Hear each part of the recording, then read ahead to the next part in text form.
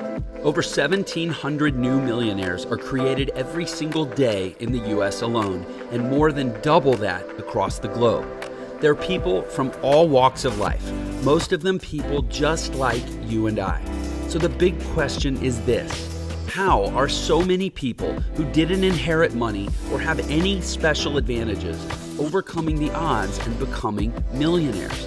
That's the question, and this show will give you the answers. My name is Jeff Lerner, and welcome to Millionaire Secrets.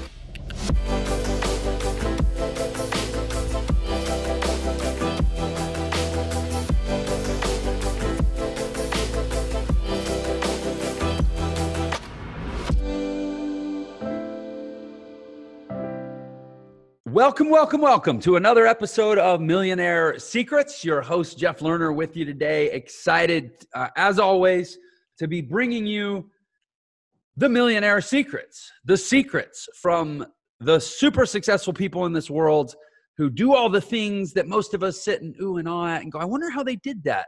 And then Jeff gets them on the show and gets to ask them. So in that spirit, I have with us today Mr. Ron Douglas, whose email address is actually, I won't give the whole thing, but it includes Mr. Ron Douglas. So when I say Mr. Ron Douglas, we're talking Mr.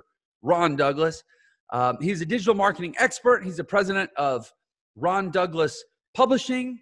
You can learn about him at rondouglas.com. And I will tell you that I met Ron Douglas at an event earlier this year that was pretty much the last thing I remember before the whole world shut down because of COVID.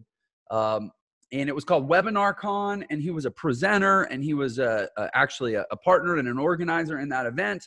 And it was a beautifully executed event with about 100 of the smartest marketers in the world. And I learned so much, including from his amazing presentation. He's a best-selling author. I can't wait to ask him all these questions about how to sell millions of books and do all these amazing things that he's done. But he's just a brilliant guy and an awesome human, and I'm glad that he's here. Ron, welcome to Millionaire Secrets. Thanks, Jeff. Man, amazing introduction. I am honored to be on your show. Appreciate you having me on. Well, thank you. Thank you for that. You know, I think I mentioned to you before we hit record that yesterday I was on another person's show, and that they had so much energy and they brought so much heat, especially to the intro. I was like, hey, you know what? I can do better. So this is my first opportunity to come in a little extra. And I appreciate you acknowledging that at least it didn't fall totally flat on its face. Yeah, that's perfect. Any more energy, I might be a little uncomfortable. Yeah, good. Yeah. You don't want to go to 11. You want to know when to stop. Right. But anyway, no, in all seriousness, man, I'm really glad you're here. I was taken with your presentation at WebinarCon. I was like, you know, that's a guy that I need to follow up with. Really, really great story. I love stories like yours that don't that don't start with the nerdy stuff. They don't start with like, well, you know, I'm a digital funnel expert, and I specialize in list optimization and split testing and, you know, increasing email open rates and all the stuff that people are like, I don't know. I don't care. Yeah, sure. I'd love to make money online, but that's not me. Your story is more just like, look, I had an idea and I did a thing and it worked. And I mean, I worked, therefore it worked. And it's really cool. And in fact, you might have seen it on TV. And obviously I'm talking about starting with your cookbook. You've done obviously a lot since. But do you mind, I want to back up to that real quick, just so you can kind of set the stage for what your breakthrough was. And then I'm going to back up even before that. And I want to know, like, what made Ron Douglas. But real quick, tell us about the book thing. Like, remind me how that evolved and kind of where you took it. Yeah. Pretty much I started out my career in 2001, and I was an affiliate promoting stuff on Clickbank, basically, and building email lists and running little ads, and usually email ads, like e-sign ads. And promoting products on Clickbank. And I was like, it'd be pretty cool, instead of me promoting these products one at a time, if I had a product and I had a bunch of people like me promoting my product. Yeah. Like, what can I create? So cooking was a hobby of mine. And I started doing a little research, and I kind of stumbled upon the idea of secret restaurant recipes. So I was studying Corey Rudel at the time, back in the days, and he had this thing, I think it was Car Secrets. I was like, what can I do? Cooking secrets, recipe secrets, secret recipes. So stumbled upon that idea, and I found that there was a huge rabbit audience that was interested in it, and it kind of piggybacked off of the larger cooking and recipe market. And there was nothing on Clickbank at the time like that. So I was like, let me just throw something up, see if it works. You know, I came up with 20 recipes.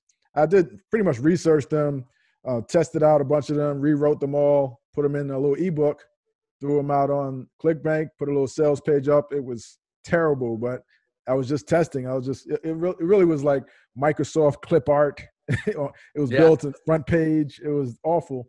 Threw it out there, and within 3 days, I got my first sale. Then another sale, then another sale. And then affiliates were promoting this thing off of Clickbank, and it started rising in the Clickbank marketplace. And I was like, well, I'm on to something here. So I started devoting pretty much I was doing this part-time as I was working for JPMorgan Chase back in the days. And I started focusing on it. The more money it made, the more focus I put on it. And then I also had a big breakthrough back then because we were right at the start of Google AdWords. And Google AdWords back then, you can get traffic, especially for like cooking and recipes, like 5 cents a click, 10 cents a click.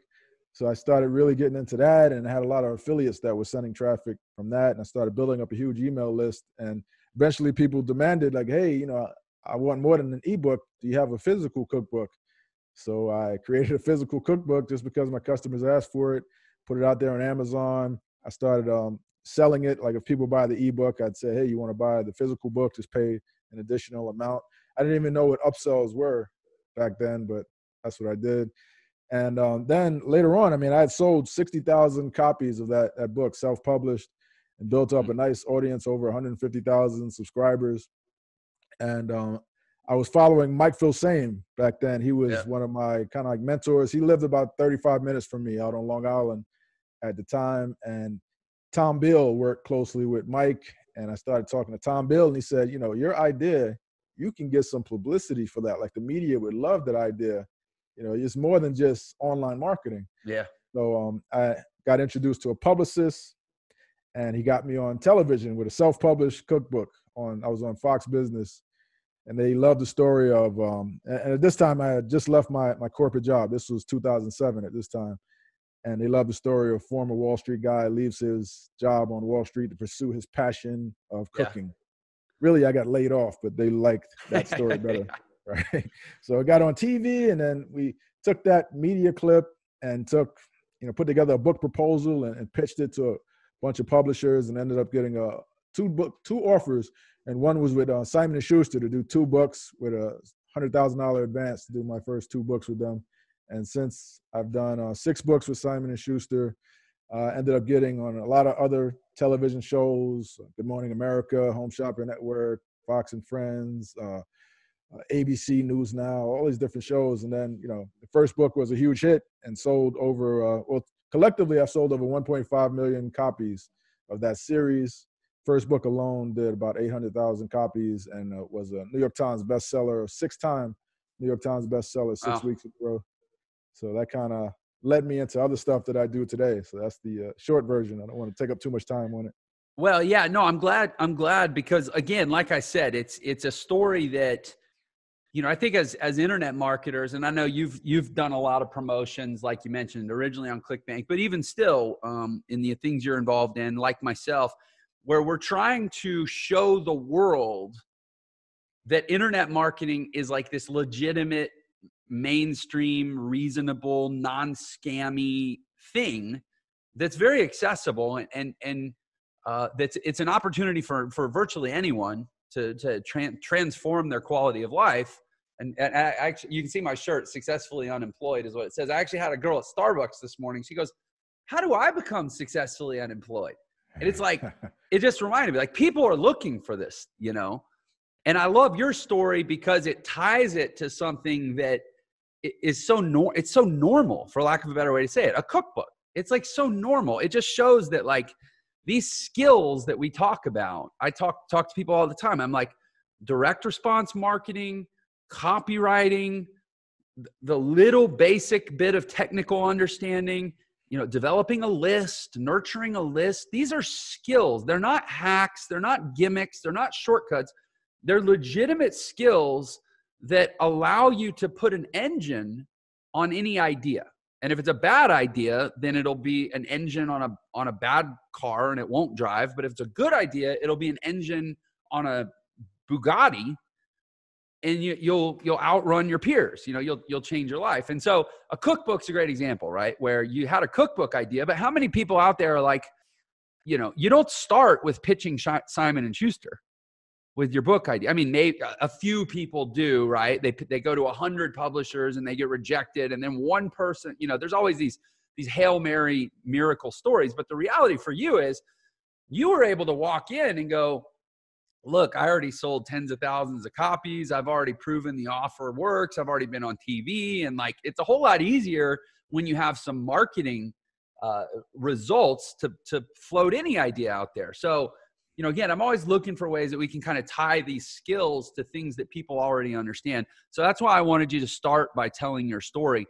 Now, you mentioned 1.5 million copies. Will I be too forward if I ask you what's the price of one of these cookbooks? Between $15 and $16. So the book is called America's Most Wanted Recipes. So okay, so we're talking over $20 million worth of book sales. And I won't ask how much of that you got. But my point, I want people to get, like, we're talking real stuff here. Like this is life-changing stuff with a little cookbook that, frankly, it's not like you wrote Harry Potter. I mean, you go up to 100 people on the street and go, hey, have you got America's Most Wanted cookbook at home? The majority of them are going to say no, they've never heard of it. And yet still, it's life-changing money, right? It is my point. That's a lot of books. I'm not trying to take away from it, but you know what I mean? Like, you don't have to be, we always hear about the one person, like J.K. Rowling and Stephen King and James Patterson. They're the world's richest authors because they're all billionaires or whatever. Yeah. But there's thousands and thousands of authors that sell 100,000 books, 800,000 books, 1.5 million books, 2.5 million books. And maybe you've never even heard of them, but they're all pretty set for life too. And it's a whole lot easier to be one of them if you got marketing skills like Ron did before he wrote his book. So anyway, I think I made my point. It's America's Most Wanted cookbook. America's Most Wanted Recipes. Or recipes, sorry. Can people still buy it? Like, can you go on Amazon? Amazon? Yeah, it's still out there. It's on Amazon. It's still in bookstores. It's on, if you Google my name, Simon & Schuster will come up. It's on Simon & Schuster's site. Cool. And so, and just so I'm clear, really, because I'm curious, but you talk about secret recipes. You're talking like when you go to, I don't know, what's a restaurant? When you go to Olive Garden and they got the breadsticks and the Alfredo sauce and the salad and everybody's like, I love that. But like nobody technically really knows what's in it. You're saying you went and figured out what was in it and then published it?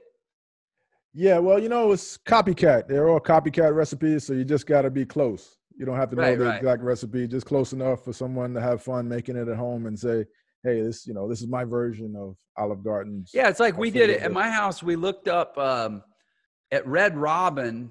The kids love one of the dipping sauces for the fries. It's like their barbecue fry sauce. And we went and looked it up online and tried to make it ourselves with the chipotle powder. And I mean, we got close.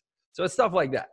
Right, exactly. Yeah, I think that's so cool. All right, cool, man. So now let's back up because it doesn't sound like you were like, starving and struggling before that. I mean, you worked at JPMorgan Chase on Wall Street. Going how far back? When did you start doing that?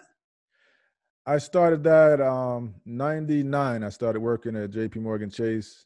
Was that fresh out of college or out of business school or what? Almost. My first job out of college, I was an assistant manager at Staples. Okay. And I was there for a couple years, and then I ended up getting the job at JPMorgan Chase. Okay. And you said that was 99, and you started doing Clickbank affiliate stuff in 2001? Right. So it only took you 2 years in corporate America to get itchy feet. Yeah, I've always been an entrepreneur, man, but I just really needed to pay my bills at the time. So yeah, I was working in the corporate world, just trying to figure out my exit plan the whole time I was there. So yeah, it's isn't it crazy how there's some people that they already know they don't need, and I was one of them, man. I mean, I've known since I was 16 that I could never, even if I had to have a job, the job would never really have me. You Right. know, it would Well, be it would just be a temporary stop or something. I always say that sometimes feeling like you don't really fit in is a good thing. It's a blessing because it makes you want to do something else, and it makes you want to be a self-starter because it kind of eliminates that as a long-term option for you. If you look at like immigrants that come into the country and become rich, and they don't look at the corporate world. Maybe they have English as a second language. Maybe they Right. just feel like they won't be accepted. So they don't really look at the corporate route as the thing for them. They just look at, okay, I have to have this other option that I'm going to focus on. So, sometimes when you take away certain options that are safe and comfortable, you're forced to do something great. Yeah, I mean, that's cool. So 2001, like you're old. I'm not saying you're old, but you're No, I'm old old. school when it comes to the internet. I mean, that's old time. Like I started in 2008 and I mean, that's pretty early, but 2001, I think of all the people I've had on the show. Oh, you know who I had on? I had John Benson on. Okay. And he started in like the early mid 90s. Yeah, there weren't too many online marketing gurus in 2001. I can tell you, I probably can count them on two hands. How many were out there like teaching stuff? Yeah. Yannick Silver, Corey Rudel, Mark Joyner, Phil Same didn't even come on the scene until like 2004.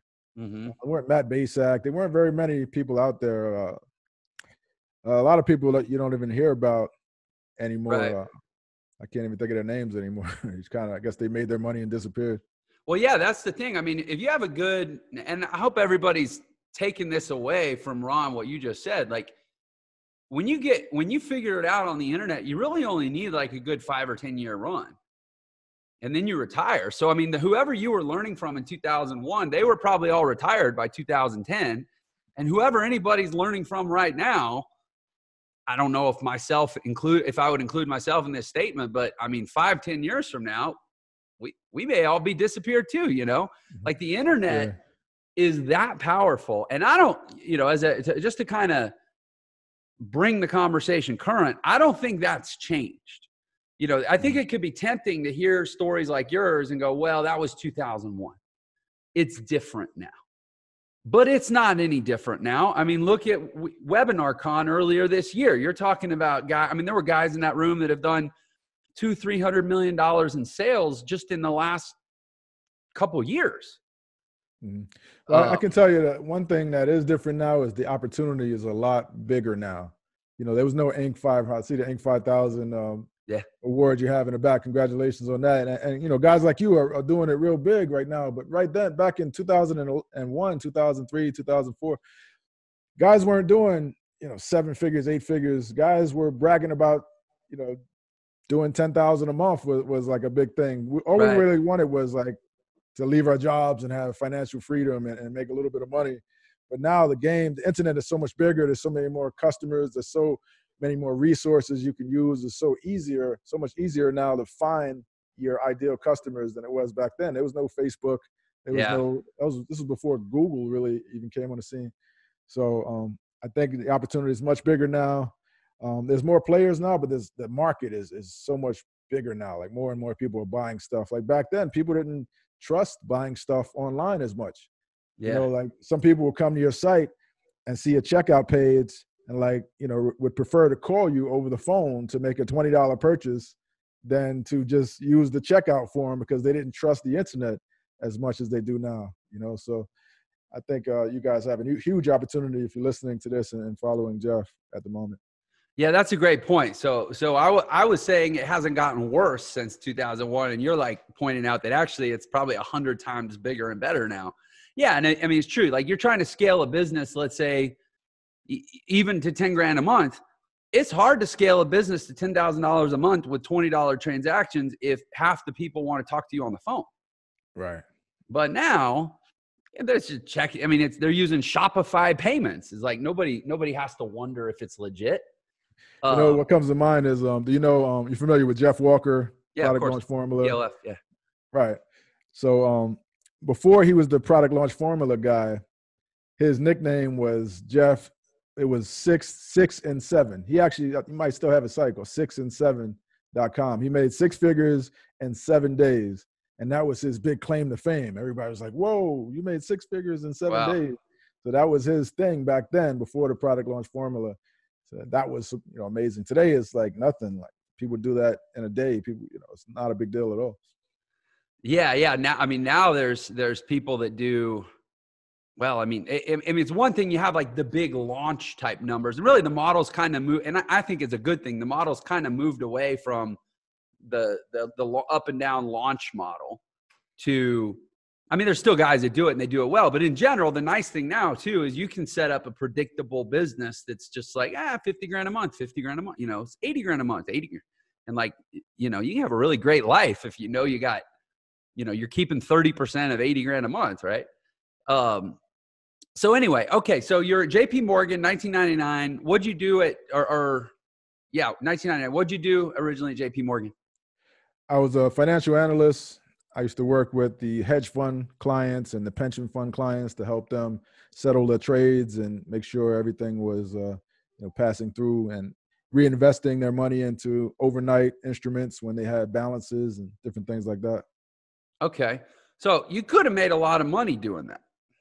Yeah, I went for my CFA. I became a chartered financial analyst. I went for my MBA. I went to night school, got an MBA in finance, and I was really thinking about doing that, but I still just had this feeling that there was more out there for me, and I didn't quite fit in like I should. Huh. Yeah, that's interesting because I mean I think for most people, or certainly a lot of people, thinking, oh, I got my I got my MBA.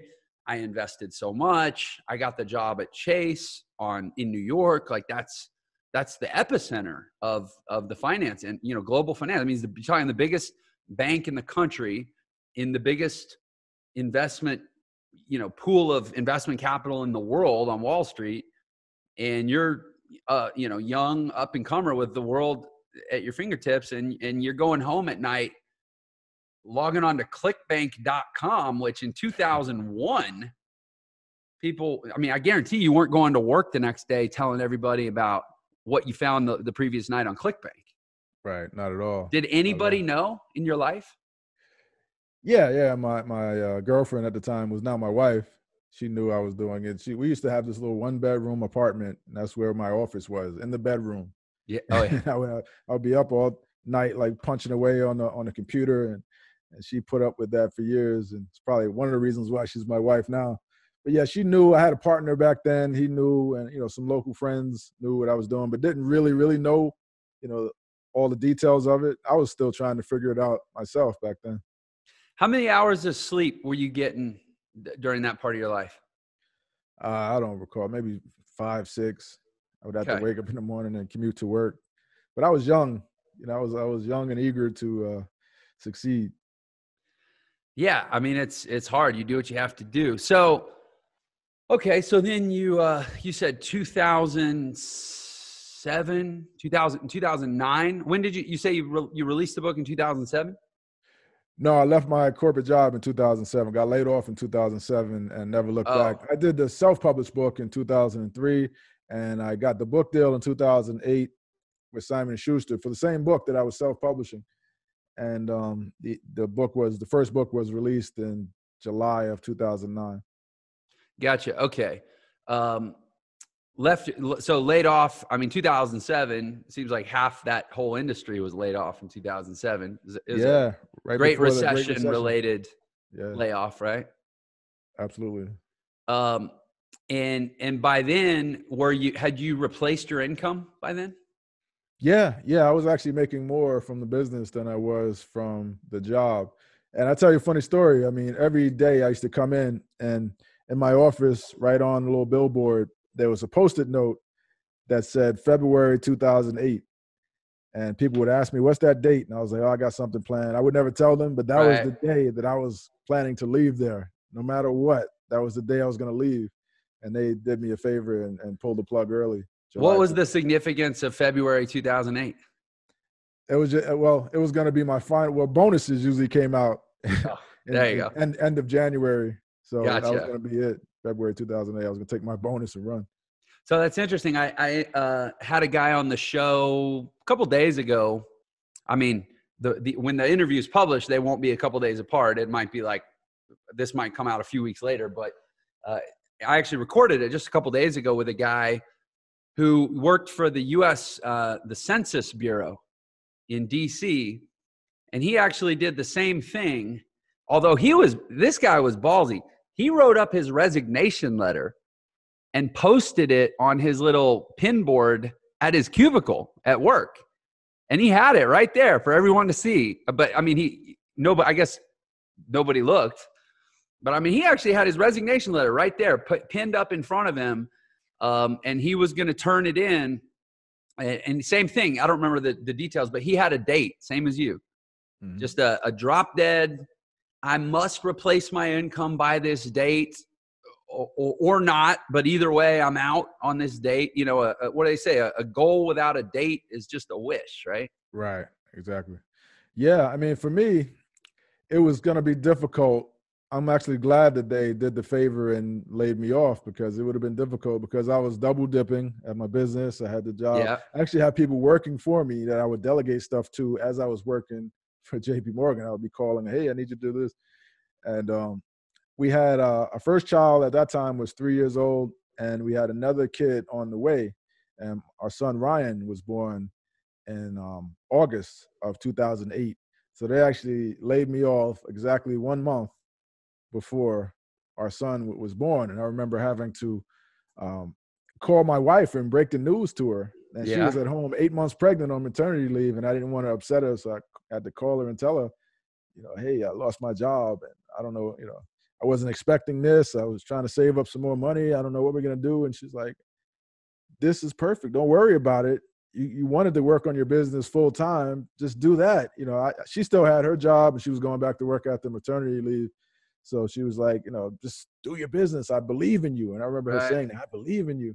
I'm like, wow, you are the best wife ever. So it's good to have that support structure, you know, in your life. Absolutely. And so when you lost your job, how many books had you sold up to that point? When I lost my job, I had sold about 50,000 self-published books. I ended up selling 60,000 or so self-published books before the Simon & Schuster deal. So just, you know, the point I'm making is while doing your business part-time, although at a very high level part-time, or double dipping, as you put it, you sold 50,000 books. After losing your job, you sold 1.5 million books. So there's probably a lesson there for everyone about being all in and what happens when your energy is completely focused on one thing. Oh, absolutely. Absolutely. And you kind of attract opportunities and other people that are doing the same thing. I used to joke and say, hey, you know, my whole life changed once I was able to talk to people at 11 a.m. instead of working in the corporate world. Once I was able to go attend meetings somewhere else at 2 p.m. instead of worrying about reporting back for lunch. Yeah, Simon & Schuster would have been a hard deal to close if you'd said, well, I'll be there, but I can't be there till what, like 6:30, 7 p.m. That might have killed the deal, right? Right, exactly. Yeah, that's cool. So actually the model, and this is what I tell people all the time, because I get, you know, one of the things I'm sure you deal with, and I deal with a lot too, is people are so eager to make this change in their life in a lot of cases. I mean, I would say of the people that I talk to, maybe 50% of them are like they're like, I don't like my job. I want to leave my job. I want to do this instead. I mean, they're itching. And there can be a tendency to be like, tell me how quickly I'm going to make money. Give me a date, because I want to quit my job. Do you think we can do this in 90 days? And I'm like, hold up. Don't make a mistake here. You know, don't burn your boats when you don't even know if there's food on the island. People talk about burning your boats. Don't burn your boats until you know the island is habitable, right? Exactly.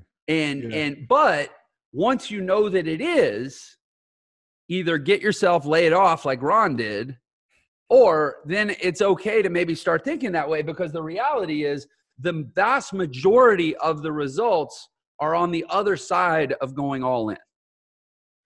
Absolutely. And, you know, I wish I could say that I had walked into the office and and told my boss to shove it, but no, Right, I was, right, I got laid off. And after doing my business from 2001 to 2007, so 6 years in, building up that asset, I was right. making more from the business than I was from the job, all that stuff. I had a huge email list, I had a following, I had products. I was completely ready. I probably was, should have left 3 years earlier. Yeah, But I would tell anybody, don't try to be a hero if you have people that depend on you yeah, that you need that check for. If you're just on your own, then go for it. If you're living with your parents, right. then go for it. But if you have a wife and kids and a mortgage, and don't try to be a hero. Make sure you have at least 6 months income saved. Make sure you have an asset that you can continually make money from. Make sure you try to build a brand that you can leverage, build a network of people you can do business with, and have that in place before you take the leap, because it's much more comfortable and a lot less stressful doing it that way. And you'll be a better you'll be a better internet business person, or whatever the business is, frankly. I don't care if it's owning a McDonald's, whatever it is, you'll be better at it if you're not making decisions based on the feeling that there's a ticking clock. Right. And in 90 days, I'm going to be screwed if I don't replace XYZ money, right? Or pay my mortgage or whatever. So yeah, I'm glad we're emphasizing that point. You said a couple things that stuck out to me. You talked about building a list. I want to circle back to that. And more broadly, you talked about make sure you have assets that can generate income again and again. And in my company, Entre, and really all the teaching that I do, I have a concept called digital real estate, which is basically what you're saying. We're saying the same thing. It's like, I think of a digital screen and the digital landscape as a whole as essentially just a lot of land, some of which is developed and some of which isn't. And just like physical real estate, you develop the raw land into an asset that has value, but the value of the asset is based on the present and probable future cash flow you can derive from the asset, right? That's all income, property development is, right? And so I'm glad, to tie this to the list building question. So you sold a lot of books, but selling a book only pays you one time, and self-publishing 60,000 books at $15 a pop. I mean, that's awesome. That's $900,000 over a period of several years. But the list, this is, I'm saying this to people who may not have the conceptual understanding of what it is that we really do as digital marketers. The list is the real asset. Selling 60,000 books one time, I mean, 900 grand is great. It's 900 grand, but the list, how many people did you have on your list by the time you sold 60,000 books? Yeah, I had about 150,000 subscribers on my email list. Because not everybody that puts in their email ends up buying a product. I wish, right? Yeah, that'd be great. Not at all. I can say, for example, my offer, I have a free book that I give away, and we did, I could look up the numbers, but I mean, we did 250,000 book downloads last month. And I don't know how many paid sales we did, probably 6, 7. Actually, yeah, I do. We do between 7 and 8,000. But I mean, 7, 8,000 customers is awesome. I'm grateful. 250,000 on a list. We get excited when we hear about that, right? And you're talking 150,000 that you built up over years and years and years, and they were strongly, personally connected to you, Ron Douglas. It wasn't like they opted into, creditrepair.com and you were some faceless affiliate that they didn't know. They knew they were opting into a guy named Ron Douglas, right? Absolutely. All the emails are from Ron Douglas. Cool. And, over the years, I got better and better at email marketing and better at storytelling and sharing my life with them. So it got to the point where if people didn't get an email from me in like 3 or 4 days, they would contact me like, hey, did you take me off your list? I haven't been getting your emails. So yeah, these folks love me. And these folks were in the cooking market, a lot of older women, stay-at-home moms, and women over 45, 65, that type of thing. And just me telling a story, like when my son was born, my daughter was born, I was showing baby pictures. And when I got married, I was showing wedding pictures. And I was telling all these different stories to them about life and about cooking and food and recipes and cooking tips and all that. And the bond was just amazing with Mm. these people, and you know, they would, it was anything that they were interested in. If I recommended it, you know, I would get a lot of sales from it because they trusted me that much. Now, no weirdness. You're a good looking man. Did you have your picture in the footer of your emails? Yeah, yeah, absolutely. The footer of the emails and the So I sales bet page. your emails had a real high open rate. All these ladies on your list. Yeah. Right? Yeah. I don't know if that's why they were opening it, but yeah. They're like, pretty hey, I good. got another email from Ron. You know, get all excited. So no, I you know, and that's really cool. And I hope everybody's hearing that too, is, you know, I want that, because I knew that this was going to be a conversation with a really advanced digital marketer, you know, kind of in my space here, that I wanted us to use this conversation really as a teachable instrument for people. There's some key concepts here, list building, but also list relationship. It's not, I mean, you hear people brag about how they got 2 million people on their list, but if you're running a credit repair offer and nobody knows who you are, unless you've been very strategic about how you follow up that initial opt-in in a way to warm them up to you as a personality and as a human, you know, that may not ultimately be worth that much, unless you have a newsletter that's like, you know, Financial Secrets Weekly, and then they're into that, and now they have that connection, and you monetize with a newsletter with affiliate offers or links or whatever. But in your case, I mean, a personally branded list is very, very valuable. So what kind of stuff would you do with that list over time? Yeah, we had a message board on the site back, 2003 or so. We had a message board, and we would feature recipes on the message board, and we would send them there, and they would share tips on, this is before Facebook really became popular and groups and stuff. And they would get us a lot of additional subscribers because they would be on there just chatting away, and we would get a lot of search engine traffic from the search engines picking up all of the conversations in that message board, and everybody that registered would be automatically added to our email newsletter. And, we had a membership site, Cookbook of the Week Club. So each week I would send out a digital cookbook, and people, that was like a $20 a month membership, and we had thousands of people in that membership, and all type of different stuff. We promote a lot of affiliate offers. Over time, we started selling ads as well. So a lot of the top Clickbank vendors, especially in the fitness market, used to buy ads from us because recipes is a good crossover market for fitness. And I used to have this joke. I used to say that, we are the problem and the solution for people. So we give them all these recipes, people gain weight, and then we offer them weight loss solutions. Yeah, I think that's actually called racketeering, Ron. I think that's what the mob does. They threaten you, and then they charge you for security.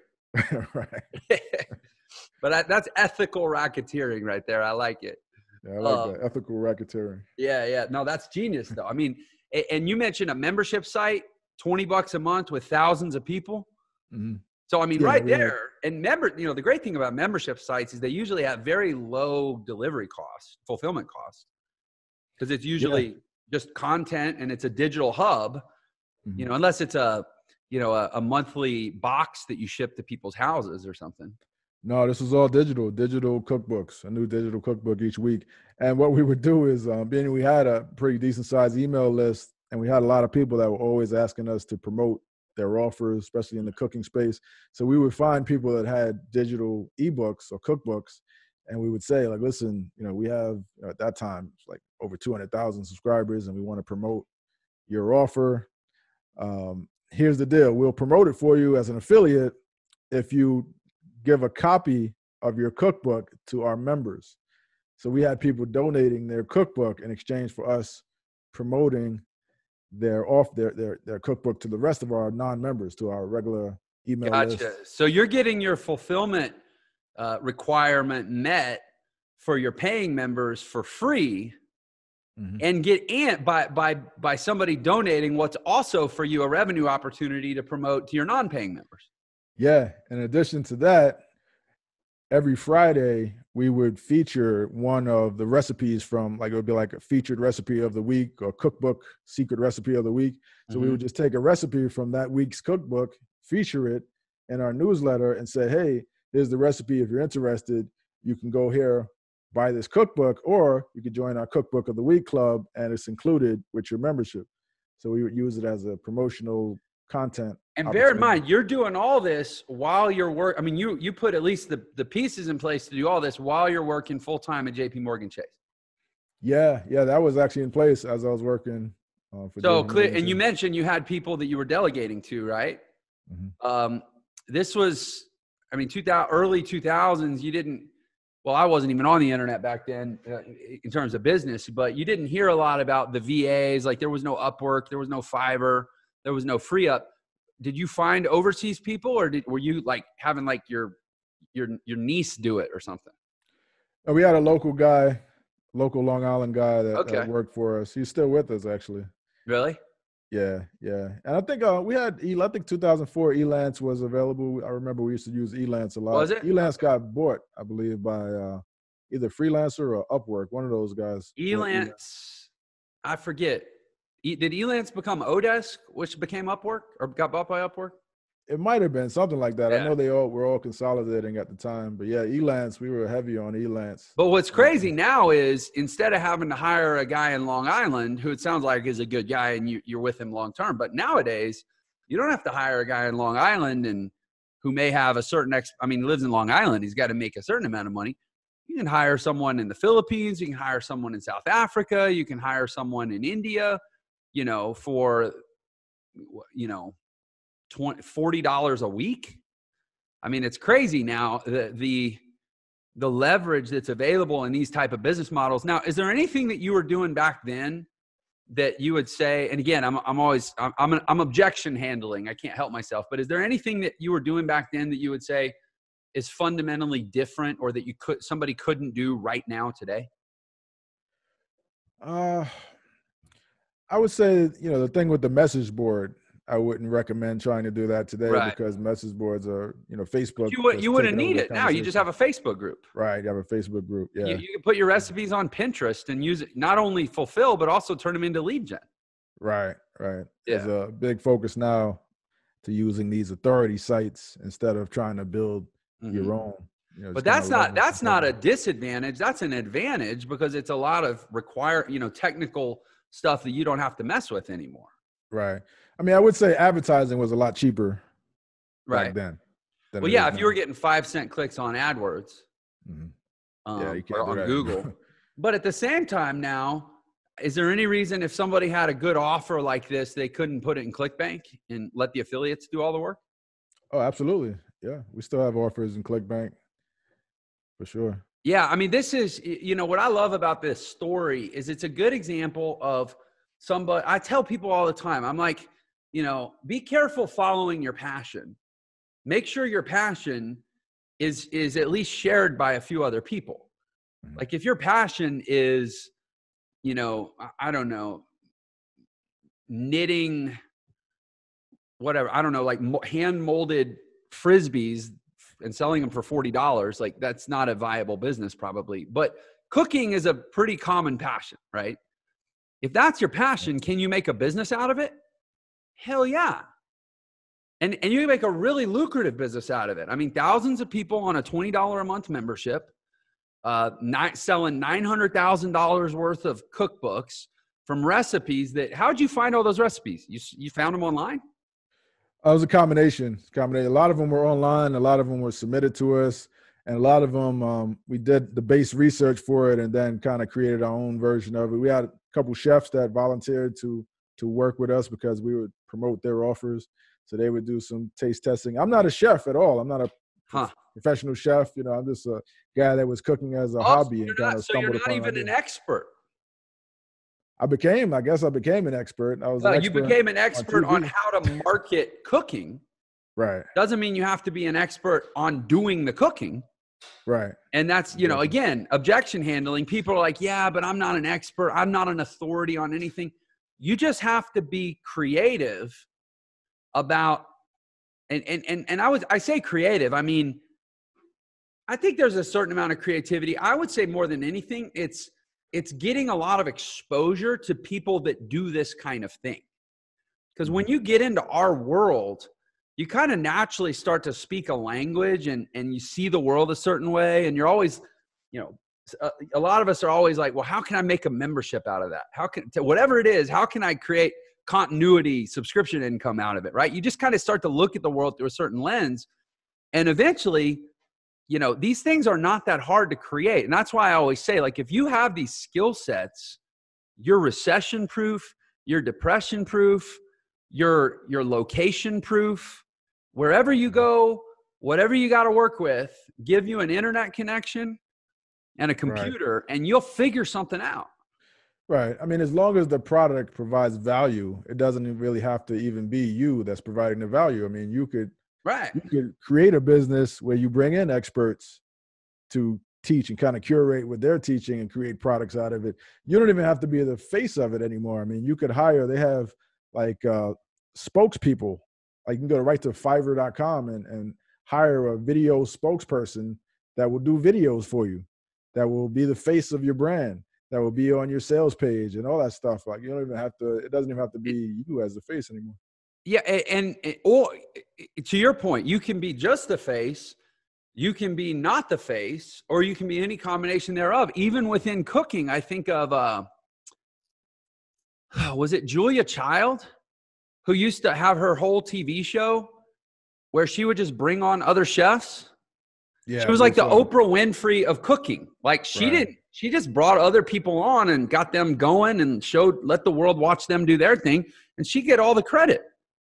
Absolutely. Yeah. It's like, why do you ask, why do you think why do you take Oprah's opinion on weight loss, on marriage, on all these different things, you know, like she struggles with weight. She's never been married. She, you know, personal development, all this stuff. Like she's just an expert at everything because she's been surrounded by all these experts and kind of expert by association. Yeah. Yeah. It's pretty cool. Okay. So that's a really great exploration. And I really appreciate all so much value to be drawn out of your past. Let's get up to present real quick. Tell us what you're doing now.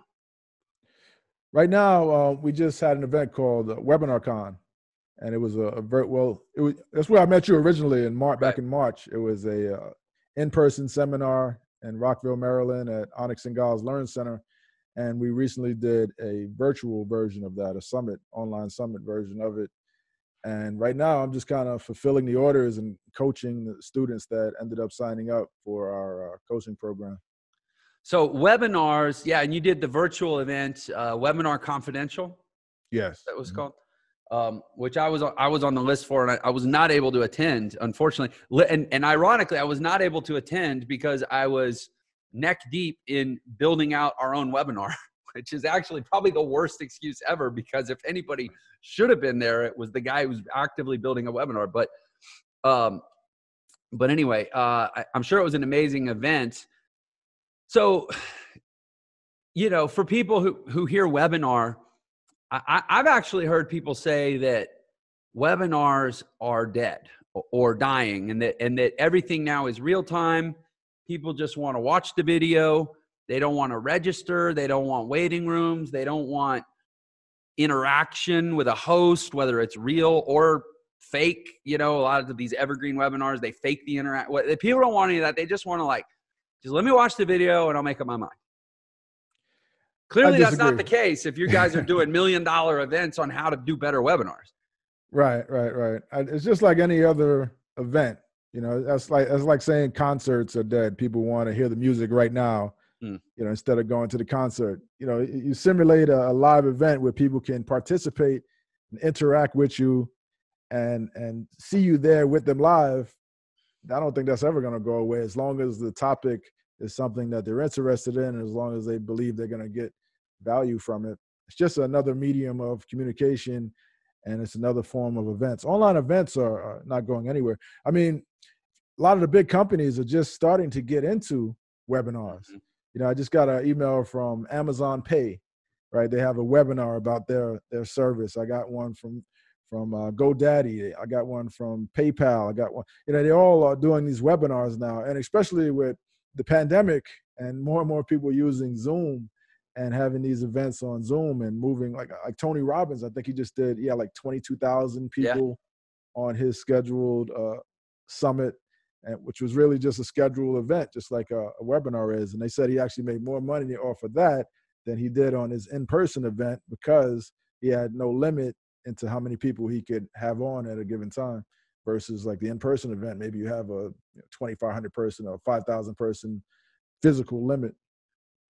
Yeah. And what I've noticed too, 'cause, I get emails as well. I've noticed that the model, a webinar used to be a thing that marketers did. Like people who were very strategic about direct selling and it was kind of like this trick that certain people knew how to do was this webinar. Now I'm seeing webinars about all kinds of things. I got an email this morning from care.com, which is like a website, a marketplace where you go to find like nannies and tutors and home care people. And the reason I'm even on their list is because I was trying to find a homeschool option, somebody that would come teach my kids, because I think it's ridiculous. My kids are having to go to school wearing a mask and they're just not happy. They don't enjoy it. So I'm like, well, come home. I'll get you a teacher, right? So I signed up for care.com's list. I'm trying to find a homeschool teacher. They sent me a webinar notification this morning that they're hosting an event for parents about how it was called How to Raise Actively Non-Racist Children. I'm like, as a marketer, I kind of want to see this. Like as a parent, I mean, I guess I'm kind of interested too, although I think my kids are pretty cool. But like as a market, I'm like, what's the pitch? What are they going to sell on the back of that webinar, Yeah, it sounds like a webinar they're just doing really for goodwill for their brand. I guess so. Yeah, maybe so. Maybe so. Maybe they're going to sell like some kind of group, counseling or coaching or something. But yeah, they probably get some publicity from it. Yeah, I would think. But yeah, to my point, webinars, like you're saying too, I think they're becoming more mainstream, not less. Absolutely. Yeah, and more viable. And I don't think that's a COVID thing. I think COVID is maybe an accelerant to that trend. Yeah, I mean, the trend towards working at home, I think the shutdown created a huge trend of, like, we were just looking at this article today about Manhattan and about how a lot of the office buildings are still 80% vacant because the companies are adopting more of a work at home workforce. They're saying, okay, we've been working at home, it's working out. You guys can keep working at home. Maybe it'll be a lot less expensive for us.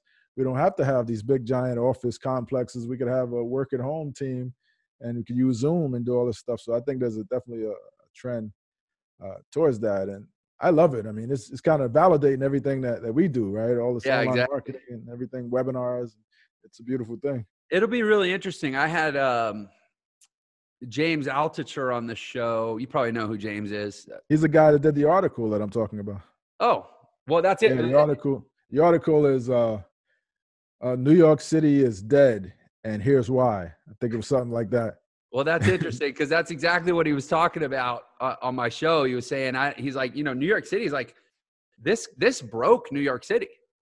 A lot of people that were lifetime diehard New Yorkers, they left. And a lot of them, they're not coming back because the city has suffered. We're going off course here, but I mean, the city has suffered an irreparable blow to its foundation.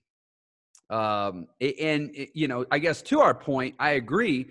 Think of the unintended consequences. Like what's going to happen to the cost of insurance, like workplace insurance now, when people go back and they say, well, we got to be just more protected against all the liability of what if somebody comes to work and catches a disease and tries to sue for $50 million. And now you got 100 people suing their employer for $50 million because they didn't adequately sanitize their workplace. And the insurance company's now all that has to get baked into real estate costs and the triple net fees. And now having an office becomes even more expensive. And it just, it'll just be interesting to see what happens. I'm saying, I think you're in a great position, being the authority on how to do webinars for sure. Yeah, it was. I didn't anticipate all this happening. Because when we did WebinarCon, literally 6 days after the event ended, that very facility that we did it in was shut down. Yeah.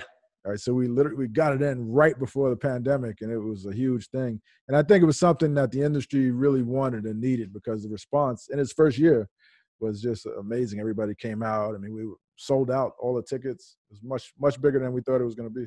Yeah, it was an amazing event. I was grateful that Anik was able to sneak me in at the end there. I just directly PayPal'd him the money because the cart was closed. Right. And it was just a few days before. But yeah, anyway, it was a great event. Well, listen, Ron, this has been a fantastic conversation, man. I'm so glad we did it, and we got to dig into a lot of the nitty-gritty stuff that drives the type of business that we do, and hopefully gives people a little bit of a window into what really is at the foundation of internet marketing businesses. You know, this is real business. It's not like what we do is alchemy. It's just a lot of people don't know how it works. So it just kind of looks like magic. Oh, we push buttons on our keyboard and money shows up in our bank account. Well, no, there's still real pieces to these things. And I appreciate you digging into those with me. How can people go into your world? First of all, if people just want to get to know Ron Douglas better, where can they go? You can go to rondouglas.com. Okay. I have a bunch of different options there. You can find all my social media there. You can, we have a weekly class that we do every Wednesday called Wealth Wednesdays. Cool. And might be interested. And then what if people want to know more about this webinar thing? Where can people go to learn more about that? Webinarcon.com. Con is short for conference. Webinarcon.com. Yeah, it's not a con, to be clear. Not a con. No, it's short for conference. So, so it's like Comic-Con. Right. So, you can go there. We have the recordings of our recent online event. I mean, we had some legends speaking there. Jay Abraham, Dean Graziosi. I mean, we had some big players. Cool. Jason Fladlin, Amy Porterfield. Good event. That sounds epic. I need to catch up on the replay myself. Cool. Well, Ron, thanks for being a guest on Millionaire Secrets, man. This has been tremendous. Yeah, a lot of fun. It was an honor. Thanks for having me. Appreciate it. Of course. And to all you Millionaire Secrets listeners out there and watchers on YouTube, I appreciate you so much. You guys are the best part of doing this show, and I appreciate you, and I'll catch you on the next one. Take care. Thank you for watching Millionaire Secrets. If you enjoyed this episode, please share it with your friends and leave us a comment below. And don't forget to subscribe and turn on notifications so you know whenever we release a new episode. Also, if you want to learn the fastest way to become a millionaire in the new economy, click the link in the description below to claim your free copy of my book, The Millionaire Shortcut. And don't forget, Millionaire Secrets is available on all the major podcast platforms as well. Subscribe wherever you listen to podcasts so you can listen on the go. Thanks for watching.